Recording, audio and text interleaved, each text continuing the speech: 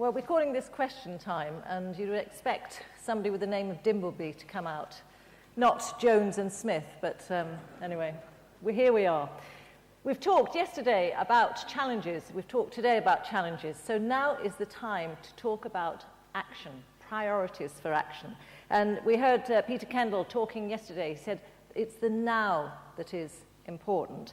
He said bold visions are only a start and we need action. So that's what we want our panel to do today, to give us some sense of what they think should be the first things to really make some of these ideas take off. And my goodness me, there are so many challenges that you face as an industry. Before I introduce the panelists, let me just remind you how it's going to work. I mean, you've been asking questions from the microphones throughout the whole session. We have already got in advance so many questions, which is fantastic. I'm not sure we're going to get through them all, but we'll do our best. When you do get to a microphone, could I please ask you to be as brief as possible in the actual question? Let's not make them long speeches, because we really want to make the most of our panel, because it's a pretty good panel, as you can see, and as you'll hear in a moment. We're also taking questions on tweet. We've got one or two coming in already. I don't know if you heard, but yesterday at one point, or maybe it was the whole day, but anyway, the tweets coming in from this conference were actually trending at number 2 in the tweet hierarchy. And the NFU conference was only overtaken as a subject matter on Twitter by Pancake Day. So imagine if only we could have combined the two, and it would have been fantastic. We could have been up there in number 1. And I know we've got some big tweeters on our panel as well, Jay Rayner, one of them certainly. So the hashtag is NFU12Q, which I think you're probably aware of by now, but it's NFU12Q. So please do send tweets. And some of those questions will be making their way to me on the stage so I can make sure that they are asked. So let me introduce our speakers. I better take my papers with me, otherwise I'm going to be stranded between there and here. Jim Pace. Everyone says Jim needs no introduction, but the thing is, it's my job to introduce him, so I'm sorry, I'm going to have to give you an introduction. Jim, as you know, is Agriculture Minister, and he's obviously has lived his life in the world of farming. He went to agricultural college, he's in farm management, and you have a small herd, I think, Jim, of Highland cattle.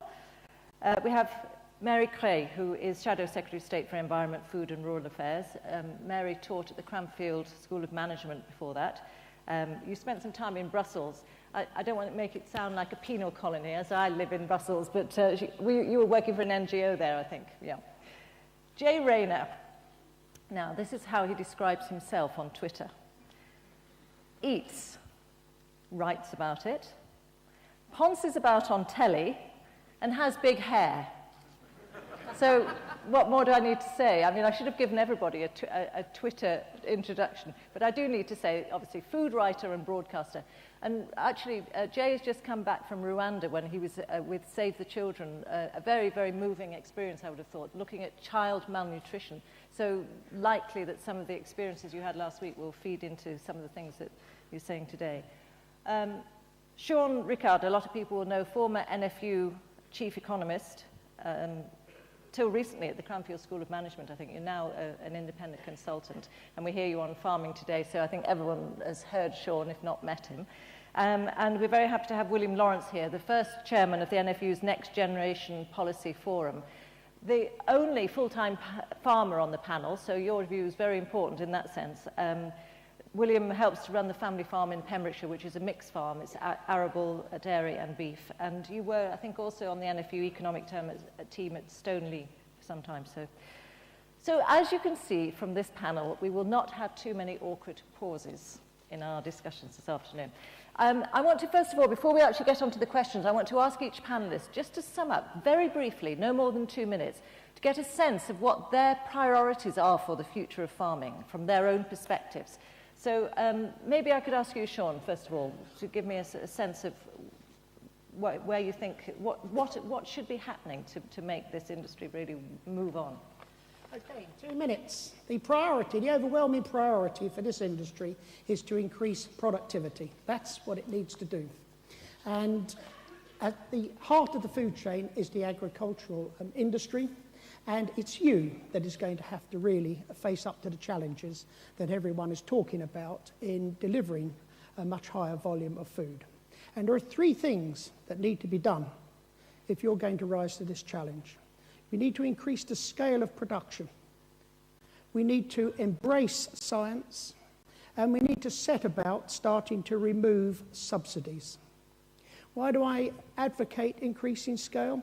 Because in order to rise to our challenges, you're going to need the best that science and technology can give to you. And it's only larger scale farms that can spread the costs of the investment in such developments over a high volume of output, and therefore it's only larger farms that can deliver at the farm level this sustainable intensification everyone talks about. No one tells you how it's going to be delivered at the farm level. Subsidies work against the deployment of science and technology because it keeps in business many smaller scale farms who are hanging on by their fingertips and who really are holding back the advancement of larger scale farms. And moreover, as you probably gathered from your last 2 days here, subsidies invite into the policy making process a group of people who don't really care about production. They have none productive agenda. They interfere more and more in your industry, and it is inevitable they're going to. So to my mind, if you really want to get on, you've got to begin to extract yourself from this world. And for those critics that say to me, well, you're not really giving sufficient weight to the environment or social sustainability, I'll leave you with some thoughts. It's larger scale farms that spend more money on conservation. It's larger scale, more high-tech farms that offer better employment opportunities in the future. And it's larger scale farms who can invest in the sustainable technology which is going to be needed. Are you saying then, Sean, that a small struggling farm should just give up and go home and just give up business? Have you got no sympathy for anybody who is actually in trouble, you just want to go for big and bold and productive? We were talking about any other industry, and we said to someone, well, you're not capable of making a living in this industry. The very idea that the taxpayer should pick up the bill and say, you carry on doing it, is madness. We rely, in this world, on people taking risks, investing in their businesses, and we rely intensely on new blood coming into industry. One of the things that happens in farming is you don't get much new blood. And I think any industry that doesn't invite in new ideas, new people with new ways of doing things is heading for trouble. Okay, well, some of those issues no doubt will come out. Mary? Well, my priority this weekend is to get along to Wakefield's Rhubarb Festival and celebrate our great farming tradition and heritage there with our heritage crop and enjoy the spoils of the forcing sheds of Janet Oldroyd Hume. I think politically we'll be pressing Jim and the government very hard on the introduction of the groceries code adjudicator, making sure that we get a fair deal for consumers in supermarkets, but also fairness right the way down the food supply chain. I'm also very keen to see that the government pulls its weight in procuring British food. At the moment, DEFRA only sources 30% of its food to UK farm welfare standards. That's basically not good enough, and we want to see the British government, which is the largest purchaser of food, pulling its weight and supporting British farmers. And I'm very keen that we should also drive down the amount of food that is wasted, both from supermarkets and from people's homes, and that we tackle the issue of food poverty. And if Jay's been in Rwanda, he'll have seen some of the challenges facing the African region. But we have a developing crisis of food poverty happening in our own country. ASDA released a survey yesterday of 4,000 women that showed that a quarter of them are putting back products when they get to the checkout. There's a cost of living crisis in the country, and we need to make sure that we are in a position to help sure everybody can eat sustainably and well. Thank you very much, Niamh. So, William, then, from the farmer's perspective. Thank you, Kathy. Ladies and gentlemen, I think we've all enjoyed the last day and a half of the NFU conference, and the quality and mix of speakers has really sort of inspired and has given me sort of numerous options I could choose. But I'll just pick out three options, three priorities which have struck me over the last couple of days. I've just come out of a very inspiring breakout session from the young entrants, new entrants, and in my capacity on the Next Generation board, succession and securing the next generation in this industry, I feel, is one of the key facets of meeting the challenge which we're talking about in terms of global population growth. For this country, and this country in the UK, agriculture as a whole, to play a part in that, we are going to need the next generation on board, and quality individuals, I mean, you know, highly trained to do this.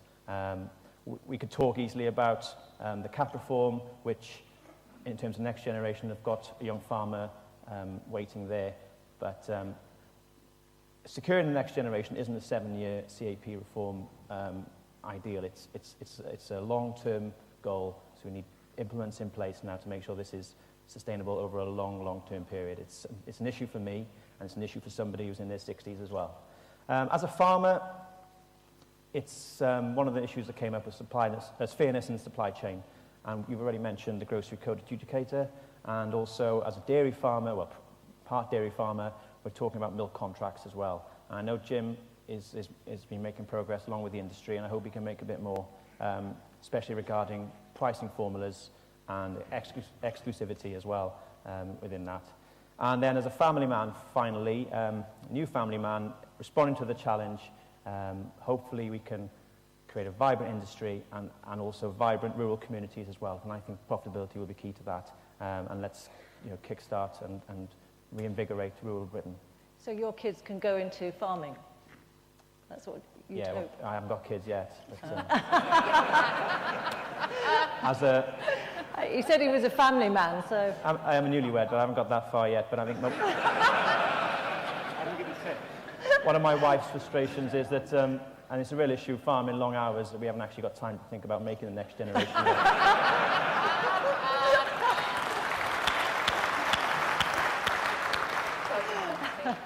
Joe, tell us. Well, I'm imagining that quite a lot of the people here in the auditorium this afternoon were here last year. My warm, fuzzy memory is of being slapped down by Jim here when I had the temerity to suggest that the way the schedule was working on the Grocery Code Ombudsman was going, it couldn't possibly be in place until 2014. And if you want to go back and have a look at the transcript, you can, because he told me I was talking rubbish.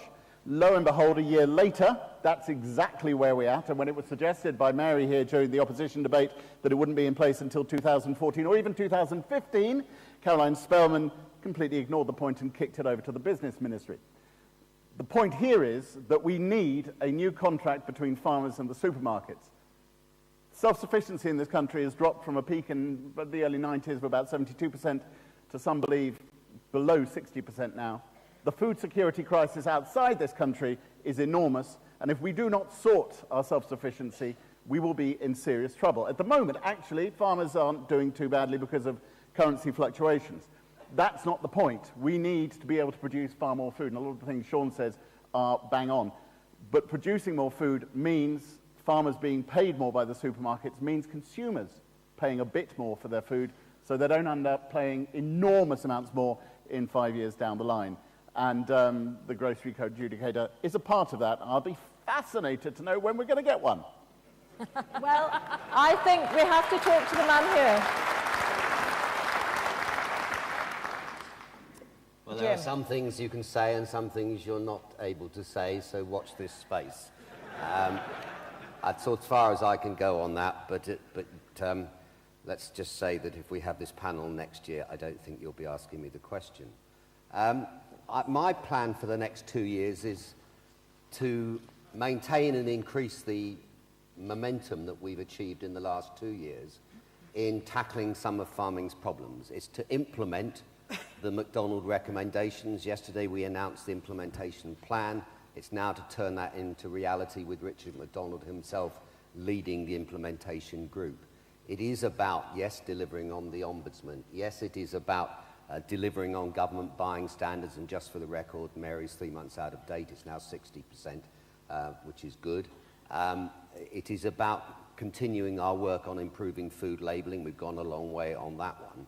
And of course, it is about the CAP and negotiating and trying to shift the debate towards the point that Sean referred to, which is to increase production. Those of you who are here for the CAP debate this morning will have heard talk about the big absence in the CAP proposals, the Commission's proposals, for anything that will actually increase the amount of food and could in fact decrease the amount of food that is being produced. Those are all extremely important. It is about banging heads together with in the dairy industry between the producers and the processors, so we get that code of practice that we've heard about. It is about working to ensure that we can continue to increase production, increase competitiveness, whilst husbanding our natural resources and looking after our countryside. And finally, this big point that quite rightly Jay has referred to, it is about the global food security, which brings us back to the CAP and recognising the massive responsibility we have, every country in the world, to increase our food production to meet the needs of the foresight that the foresight report lays out. And when I've done all of that, I hope to spend a little bit of time with my first granddaughter, who's 6 weeks old.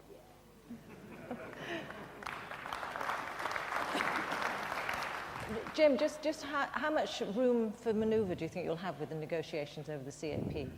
I mean, one or two, I was just in the last session, and clearly there is something, the Parliament is saying that they want to make some changes. But you've got French elections coming up, you're going to have German elections in a year's time, and are people going to be prepared to make any headway while there's so much going on in the political world? And what about the budget? Because the budget, we know, is the real sticking point. You're absolutely right. We all know nothing significant is going to happen until after the French elections. The European ComAgri, I don't know whether Paolo De Castro is still here, but his excellent presentation this morning was saying that they will first start looking at the reports from all their rapporteurs during the summer, and will then start coming forward with their proposals. We will continue at council level to debate the various aspects of the proposals. I hope that the way this commissioner spoke yesterday now indicates more of an open mind to constructive amendments to his proposals. He certainly indicated flexibility, but until the Commission begin to enter the debate rather than simply parroting the proposals, then we'll be able to make progress. But yes, I am optimistic. You're right, the budget is a pretty major threshold in that process. I think we're looking somewhere in the middle of next year for a final conclusion. Mm-hmm.